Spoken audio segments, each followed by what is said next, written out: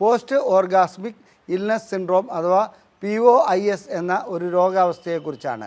ഇത് സാധാരണഗതിയിൽ ടീനേജ് പ്രായത്തിൽ കണ്ടുവരുന്ന ഒരസുഖമാണ്. ലൈംഗികതയുമായി ബന്ധപ്പെട്ട ഒരസുഖമാണ്.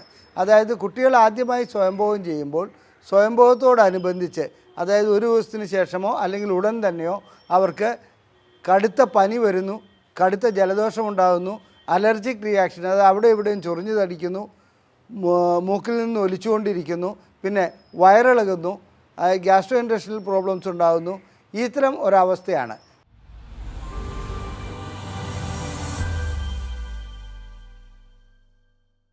ഞാൻ ഡോക്ടർ അജയൻ വർഗീസ്, കോഴിക്കോട് ജില്ലയിൽ കുന്നമംഗലം പന്തീർപ്പാടത്തുള്ള institute of sexual and reproductive medicine എന്ന സ്ഥാപനത്തിൻ്റെ ഡയറക്ടറാണ്.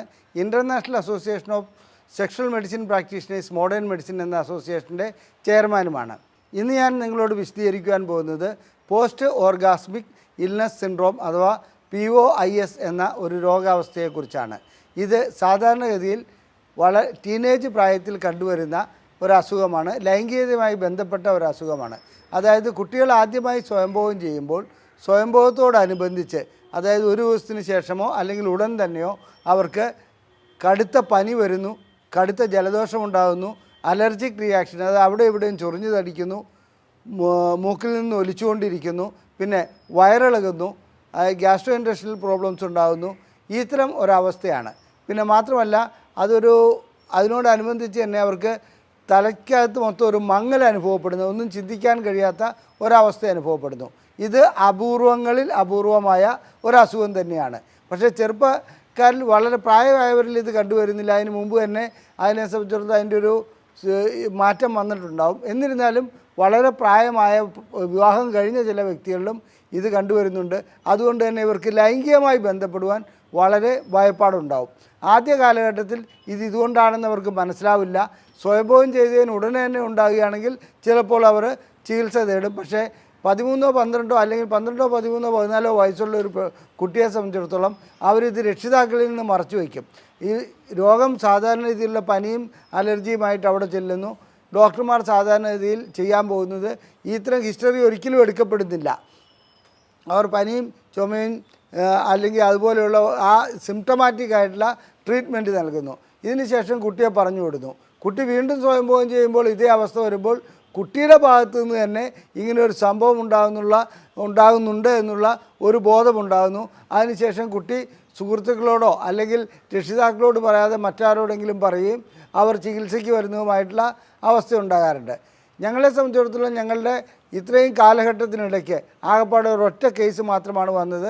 അതും 45 വയസ്സുള്ള വിവാഹം കഴിഞ്ഞ ഒരു വ്യക്തിയാണ്. അദ്ദേഹം കൊടുങ്ങല്ലൂരിൽ നിന്നാണ് വന്നത്. അദ്ദേഹത്തെ സംബന്ധിച്ചിടത്തോളം ലൈംഗികമായി ബന്ധപ്പെട്ട് കഴിഞ്ഞാൽ ഈ സംഭവം ഇതേ രീതിയിൽ തന്നെ ആവർത്തിക്കുന്നു. അതായത് ചൊറിച്ചിലുണ്ടാകുന്നു, പനിയുണ്ടാകുന്നു, ഭയങ്കരമായിട്ടുള്ള വിറയൽ വരുന്നു. ഇത് ഒരു ലൈംഗിക ബന്ധത്തിന് അന്നുണ്ടാകുകയില്ല. അതിൻ്റെ പിറ്റേ ദിവസം വൈകുന്നേരം ആകുമ്പോഴത്തേക്കും അദ്ദേഹത്തിന് ഇത് അനുഭവപ്പെടുകയാണ് ചെയ്യുന്നത്. വാസ്തവത്തിൽ എന്താണിത്? നാം ശുക്ലവിസർജനത്തോടുകൂടി ഓർഗാസം ഉണ്ടാകുമ്പോൾ അതിനോടുകൂടി ഉൽപ്പാദിപ്പിക്കപ്പെടുന്ന ചില ദ്രാവകങ്ങളും ശുക്ലത്തോടുകൂടി തന്നെ വരുന്ന മറ്റ് കെമിക്കലുകളും ശരീരത്തിന് തന്നെ അലർജിയായി മാറുന്നതാണ്. മറ്റൊരർത്ഥത്തിൽ പറഞ്ഞാൽ ഇതൊരു ഓട്ടോ ഇമ്മ്യൂൺ ഡിസീസാണ്. അതായത് സ്വന്തം വേലി തന്നെ വിളവ് തിന്നുന്ന അവസ്ഥ. നമ്മുടെ ശരീരത്തിൻ്റെ ഭാഗത്ത് നമ്മുടെ ശരീരത്തിന് മനസ്സിലാക്കാൻ കഴിയാതെ മറ്റ് ഒരു പുറത്തുനിന്ന് വന്ന ഒരു പദാർത്ഥമായി അതിനെ കരുതുകയും അതിനെതിരെ സിവിയറായിട്ടുള്ള ആക്ഷൻ നടപടികൾ എടുക്കുന്നതുമാണ്. അങ്ങനെ ഇമ്മ്യൂണിറ്റിയുടെ ഒരു ഭാഗം തന്നെയാണിത്. ശരീരം മറ്റ് പുറത്തുനിന്ന് വന്നതിനെയല്ല സ്വന്തം ഭാഗത്ത് തന്നെ എതിർത്ത് തോൽപ്പിക്കാൻ ശ്രമിക്കുകയാണ്. ഈ വ്യക്തി ഇവിടെ എത്തിപ്പെട്ടപ്പോൾ അദ്ദേഹത്തിൻ്റെ ഒരു ഹിസ്റ്ററി പറയുകയുണ്ടായി. അദ്ദേഹം എറണാകുളത്ത് ഒരു ആശുപത്രിയിൽ കാണിച്ചിരുന്നു. അവിടെ ചെന്ന് കഴിഞ്ഞപ്പോൾ അതൊരു വലിയ പ്രശസ്തമായ ഒരു ആശുപത്രിയാണ്. അവിടെ ചെന്നപ്പോൾ ആദ്യം ഇദ്ദേഹം കാണിച്ച ഒരു യൂറോളജിസ്റ്റിനെയാണ്. യൂറോളജിസ്റ്റ് ഈ കഥയെല്ലാം കേട്ടിട്ട് ഇത് ഞങ്ങളല്ല ചികിത്സിക്കേണ്ടത്, ന്യൂറോളജിസ്റ്റാണെന്നോ എന്തോ പറഞ്ഞ് ന്യൂറോളജിസ്റ്റിൻ്റെ അടുക്കിലേക്ക് പറഞ്ഞുവിടുകയുണ്ടായി. ന്യൂറോളജിസ്റ്റ് ഈ കഥയെല്ലാം കേട്ടിട്ട് സായിപ്പ് വെറുതെ എഴുതി വച്ചിരിക്കുന്ന ഒരു ഇതാണ്, സായിപ്പ് അങ്ങനെ പലതും കണ്ടുപിടിക്കും, ഇതിലേക്ക് ഒരു കാര്യമില്ല, നിങ്ങളിതിനകത്ത് ഒന്നും ചെയ്യേണ്ടതില്ല എന്ന് പറഞ്ഞ് അദ്ദേഹത്തെ മടക്കി അയക്കുകയാണ് ഉണ്ടായത്. പിന്നീടാണ് ISRMനെ കുറിച്ച് അദ്ദേഹം അറിയുന്നതും ഇവിടെ ചികിത്സയ്ക്ക് വരുന്നതും. ചികിത്സയ്ക്ക് വന്നപ്പോൾ ഞങ്ങളത് മുൻകൂട്ടി സ്റ്റീറോയിഡുകൾ നൽകി, ചില മരുന്നുകൾ നൽകി അദ്ദേഹത്തിന് ഇത് ഉണ്ടാകുന്നുണ്ടോ എന്ന് പരിശോധിച്ച് നോക്കുകയുണ്ടായി. ആ സന്ദർഭത്തിൽ അത് ഉണ്ടാകുകയില്ല. അപ്പോൾ അത് ഓട്ടോ ഇമ്മ്യൂൺ ഡിസീസ് ആണെന്നുള്ളതിൻ്റെ ഏറെക്കുറെ അതിനകത്ത് പരിപൂർണമായിട്ട് ഞങ്ങൾക്ക് മനസ്സിലാക്കുവാൻ കഴിഞ്ഞു. ഇതിന് ശേഷം ബന്ധപ്പെടുമ്പോൾ എടുക്കേണ്ട ആൻറ്റി അലർജിക് മെഡിസിൻ ഒരാഴ്ച എടുത്തതിന് ശേഷം, അത് അലർജി ഉണ്ടാകാതിരിക്കാനുള്ള മെഡിസിൻ ഒരാഴ്ച എടുത്തതിന് ശേഷം വീണ്ടും ഒന്ന് ബന്ധപ്പെട്ട് നോക്കാൻ പറഞ്ഞപ്പോൾ ഷീറോഡ് ഞങ്ങൾ ഒഴിവാക്കി. ബന്ധപ്പെട്ട് നോക്കാൻ പറഞ്ഞപ്പോൾ അദ്ദേഹത്തിന് സിംറ്റം അതായത് വരുന്ന അവസ്ഥയിൽ കുറച്ച് കുറവ് കാണുകയുണ്ടായി. അപ്പോൾ ആ രീതിയിൽ അതിനെ ചികിത്സിച്ച് ഒരു പരിമിതി ഉണ്ടായിരുന്നു. ആ ചികിത്സയ്ക്ക് ഒരു പരിമിതിയുണ്ട്. ആ രീതിയിൽ ചികിത്സിക്കുവാൻ കഴിഞ്ഞു എന്നുള്ളതാണ് ഞങ്ങൾക്ക് പറയുവാനുള്ളത്. എല്ലാ POAസിനും ഈ ചികിത്സ പ്രായോഗികമായിക്കൊള്ളണമെന്നില്ല. മാത്രമല്ല അങ്ങനെ ഒരു ഇത് എന്നാഴ്ചയിൽ ലക്ഷത്തിൽ ഒരാൾക്കോ അല്ലെങ്കിൽ എന്നാഴ്ചയിൽ 2 പേർക്കോ മാത്രമേ ഇത്തരം അസുഖം ഉണ്ടാകുന്നുള്ളൂ. എന്നിരുന്നാലും ലൈംഗിക പ്രശ്നങ്ങൾ കണക്കിലെടുക്കുമ്പോൾ, ലൈംഗിക രോഗങ്ങൾ കണക്കിലെടുക്കുമ്പോൾ POAസിന് അതിൻ്റെതായ ഒരു സ്ഥാനമുണ്ട്. കാരണം കുട്ടികളിൽ ഇത് ബാധിക്കുമ്പോൾ കുട്ടികൾക്കിത് മറച്ചു വയ്ക്കാതെ നിവൃത്തിയില്ല. അച്ഛാ ഞാൻ ഇന്നലെ സ്വയംഭോഗം ചെയ്തു എന്ന് ഏതെങ്കിലും ഒരു കുട്ടിയുടെ അച്ഛനോടോ അല്ലെങ്കിൽ അമ്മയോടോ പറയാൻ പോകുന്നില്ല. ആ പനിയാണ് അല്ലെങ്കിൽ ഇതാണെന്ന് എഴുതി ഡോക്ടർമാരെ സംബന്ധിച്ചിടത്തോളം ഈ രീതിയിലുള്ളൊരു ചോദ്യം ചോദിക്കാൻ അവരുടെ മനസ്സൊട്ട് അനുവദിക്കുകയുമില്ല. കാരണം 13 വയസ്സായ കുട്ടിയോട് നീ ഇന്നലെ സ്വയംഭോഗം ചെയ്തിരുന്നു എന്ന് മെഡിക്കൽ ഹിസ്റ്ററി എടുക്കുമ്പോൾ ആരും ചോദിക്കാറില്ല. അപ്പോൾ പിന്നെ കുട്ടി ഒരു നിവൃത്തിയില്ലാത്ത അവസ്ഥ വരുമ്പോൾ കുട്ടി ഡോക്ടറോട് ഇത് തുറന്നു പറയുന്ന ഒരു അവസ്ഥ വരികയാണെങ്കിൽ മാത്രമേ ഇത് POAS ആണെന്നുള്ളത് മനസ്സിലാക്കുവാൻ കഴിയുള്ളൂ.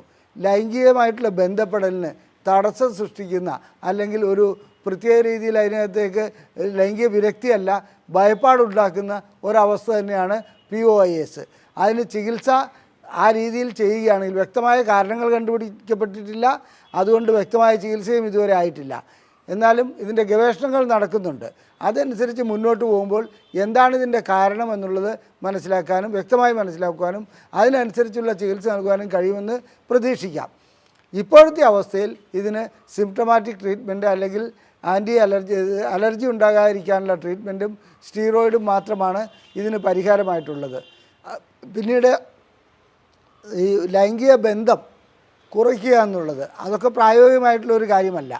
POAS എന്ന അസുഖം ഒരു അപൂർവ രോഗമാണ്. ആ അപൂർവ രോഗം ഏതെങ്കിലും ഒരു വ്യക്തിക്ക് കാണപ്പെടുകയാണെങ്കിൽ ചികിത്സ ലഭിക്കാതെ വരുന്നതാണ് ഇന്ന് കാണുന്ന ദുരവസ്ഥ. ബോധവൽക്കരണം മാത്രമാണ് ഇതിനുള്ള പരിഹാരം. ഇനി ലൈംഗികമായിട്ടുള്ള എന്തെങ്കിലും പ്രശ്നങ്ങൾ നിങ്ങൾക്കുണ്ടെങ്കിൽ അത് ഏത് രൂപത്തിലാവട്ടെ, സ്ത്രീക്കാകട്ടെ പുരുഷനാകട്ടെ, പ്രായഭേദമന്യേ ചികിത്സ നൽകുന്ന ഒരു സ്ഥാപനമാണ് ISRM. നിങ്ങളുടെ ലൈംഗിക പ്രശ്നങ്ങൾക്ക് നിങ്ങൾക്ക് ചികിത്സ ആവശ്യമുണ്ടെങ്കിൽ ഇവിടെ തന്നിരിക്കുന്ന നമ്പറിൽ ഫോൺ വഴി ബുക്ക് ചെയ്യാം. അതുപോലെ തന്നെ ഞങ്ങൾ പ്രസിദ്ധീകരിക്കുന്ന പുരുഷ ലൈംഗികതയും ശേഷിക്കുറവും എന്ന പുസ്തകം നിങ്ങൾക്ക് സൗജന്യമായി ലഭിക്കണമെന്നുണ്ടെങ്കിൽ ISRM എന്ന് വാട്സപ്പ് ചെയ്ത് ഈ നമ്പറിലേക്ക് അയച്ചാൽ മതി. ഞങ്ങളത് നിങ്ങൾക്ക് PDF ഫോർമിൽ അയച്ചു തരുന്നതാണ്. നന്ദി, നമസ്കാരം.